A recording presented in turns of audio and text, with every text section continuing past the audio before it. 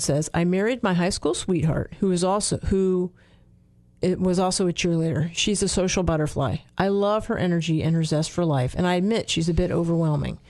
However, Facebook, Twitter, and text messaging dominate her time while we're together. She's 100% committed to texting, talking on her cell phone.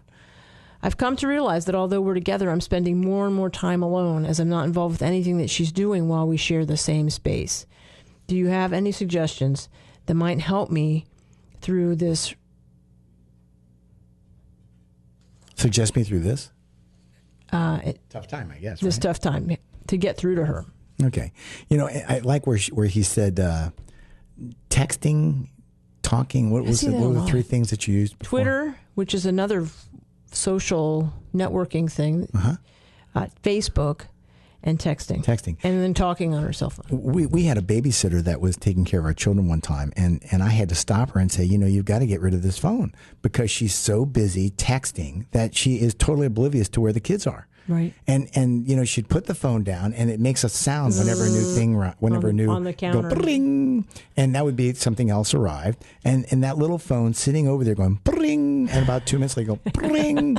and she just looked like she was starting to vibrate in place because I wouldn't let her go see what the hell was on the dang phone. And I mean, you can hear bring. And I would dare say she probably had 40 text messages and it would have taken at least an hour to read all stuff. And it kept going bring.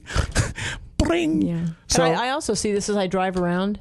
You'll see people on their cell phone. Yeah. Texting. Yeah. I see people doing that, texting.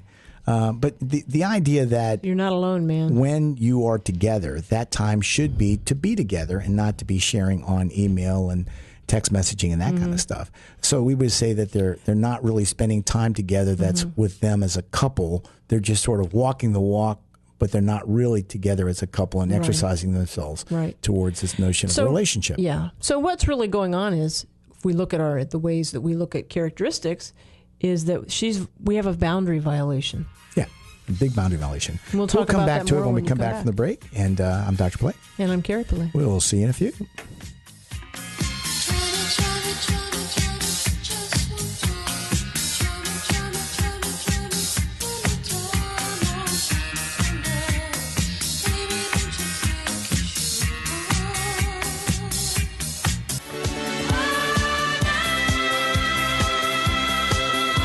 Hey, I'm Dr. Pilet. And I'm Carrie Pilet, and welcome back to Soulmates to Soulmates. We're going to finish up our question here that was about the lady that was texting and twittering and doing all these activities with her boyfriend/husband.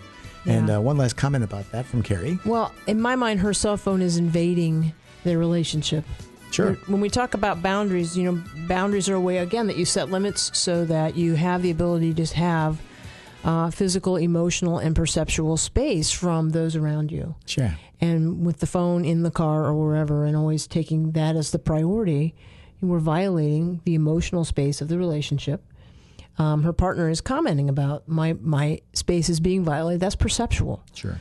Violation of space. And so she, in my mind, he may have to talk to her about, when we're together, can we agree to turn the phones off? He may have one too that's just not violating. I can't help but remind you about last week's show when we talked about defining conflict, and we define conflict as a difference between two people that are attempting to share the same emotional, physical, and perceptual space. Right. Okay, and so his perception that we go on a date, that I'm here to share my time with you, and that we're going to do something together that we are going to enjoy, and as we do this together to enjoy this thing, that is for him at least entertainment, going out to dinner.